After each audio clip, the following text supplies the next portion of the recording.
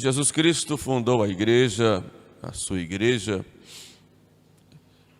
e constituiu como sucessores aqui na terra, constituiu os apóstolos para governarem a igreja. Escolheu dentre os seus discípulos 12 apóstolos. E dentre os 12 constituiu um chefe, Pedro. Nós vimos a promessa desse primado exatamente aqui, nessa passagem de São Mateus, em que Pedro professa a fé. Quem dizem os homens que eu sou? Jesus pergunta. E eles responderam, uns dizem que é João Batista, outro que é Elias, outro que é Jeremias. Várias notícias a respeito desse homem extraordinário que é Jesus. Quem dizem os homens? Assim também, se Jesus perguntasse, hoje o mundo diria que ele foi um grande reformador, um grande filósofo, um espírito evoluído, como dizem os espíritas, ou um grande político, um grande líder religioso, um revolucionário, enfim, cada um vai dizer uma coisa. Que dizem os homens que eu sou? Depois Jesus se dirige aos apóstolos, e vós, que me conheceis, que me acompanhais, que estáis aqui recebendo tantas graças, que dizeis que eu sou? Aí Pedro toma a palavra em nome dos apóstolos e diz, vós sois o Cristo, o Filho de Deus vivo. E esta é a única definição de Jesus. Jesus é o Filho, ou seja, a segunda pessoa da Santíssima Trindade, eterno com o Pai e o Espírito Santo, onipotente com o Pai e o Espírito Santo como Deus, tem todo o poder, onipresente, onisciente, sabe todas as coisas, enfim, Deus com o Pai e o Espírito Santo, eterno, mas que se fez homem no tempo, sendo gerado por Maria Santíssima, por obra e graça do Espírito Santo, para trazer para nós a salvação. E traz a salvação, morrendo por nós na cruz, e para aplicar os seus merecimentos na cruz, Cristo faz uma família. E essa família é chamada de igreja. A sua família, a família de Cristo é a sua igreja, que ele prepara para apresentar ao Pai. Mas ele vai para o céu e constitui aqui na terra seus ministros para cuidar do rebanho que ele deixa aqui nessa família. Na verdade, Cristo, constituído uma família, deixa um pai aqui na terra que o represente, e esse pai é Pedro. Por isso diz a Pedro, quando Pedro fala, tu és o Cristo, Filho de Deus vivo, não foi a carne e o sangue que te revelaram isso, quer dizer, não foram os pensamentos humanos, aquilo que você acha, aquilo que as pessoas dizem de mim, mas foi o Pai que te revelou. E porque o Pai te revelou, mostra que o Pai te escolheu para professar a fé e para confirmar os irmãos na fé, para cuidar desse rebanho, cuidar dessa família que eu vou constituir aqui na terra. Então eu digo, tu és Pedro. O nome dele era Simão, e Cristo muda para Pedro, que significa pedra. Pedra, rocha, sobre a qual ele iria construir a sua igreja. Tu és Pedro, e sobre esta pedra que tu és, eu edificarei a minha igreja. E já faz uma promessa, e as portas do inferno não prevalecerão contra ela.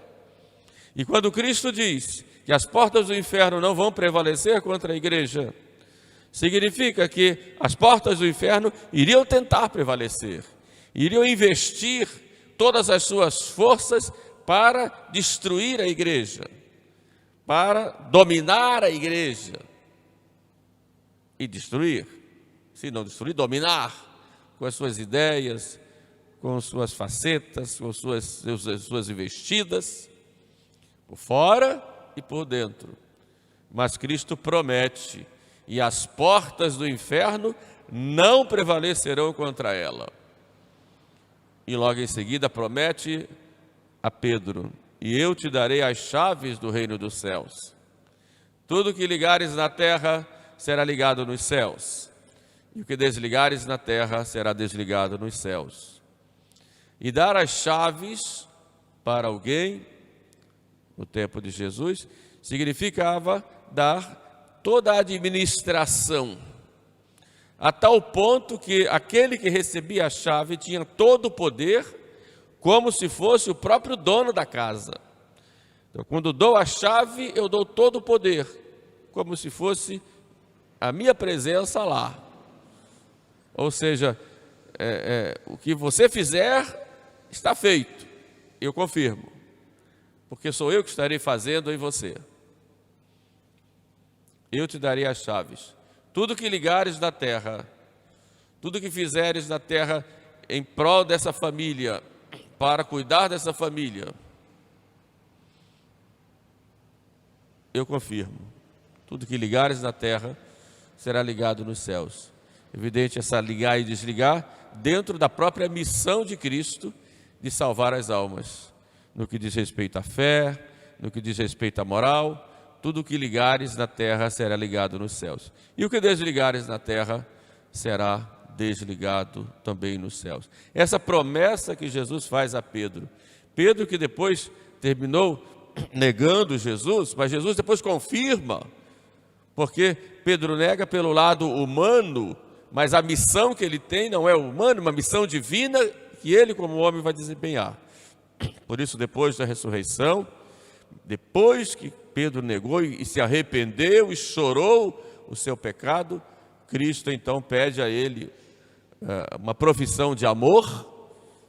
Aqui Pedro dá uma profissão de fé, lá vai dar uma profissão de amor. Pedro, tu me amas? Sim, Senhor, eu te amo, apacenta os meus cordeiros.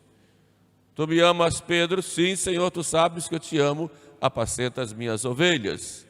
E numa terceira vez, Senhor, tu sabes tudo, diz Pedro. Tu sabes que eu te amo, então apacenta os meus cordeiros, o meu rebanho. Cuida da minha família. Então essa é a missão de Pedro, que vem com seus sucessores até hoje. Pedro morreu no ano 67, morreu crucificado, de cabeça para baixo, não se achava digno de morrer por Jesus, como Jesus.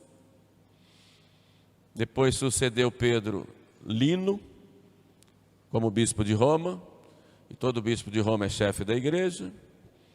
Morreu Lino, sucedeu Pedro Anacleto, São Anacleto, ou São Cleto, e morreu também, Marte.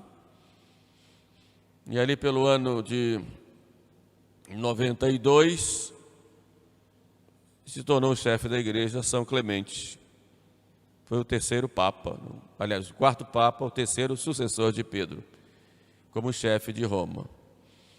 Clemente conheceu São Pedro e São Paulo, foi companheiro de Paulo em alguns trabalhos apostólicos, conheceu pessoalmente os dois, recebeu de São Pedro a ordenação, segundo a tradição confirma, e Clemente começou a governar a igreja.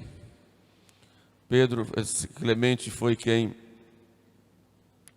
colocou, já havia o sacramento, mas ele formalizou o sacramento da crisma, e foi Clemente quem mandou que depois do final de cada oração a gente dissesse amém. Quando a gente termina de rezar, diz amém. Foi Clemente que colocou essa obrigação naquela época.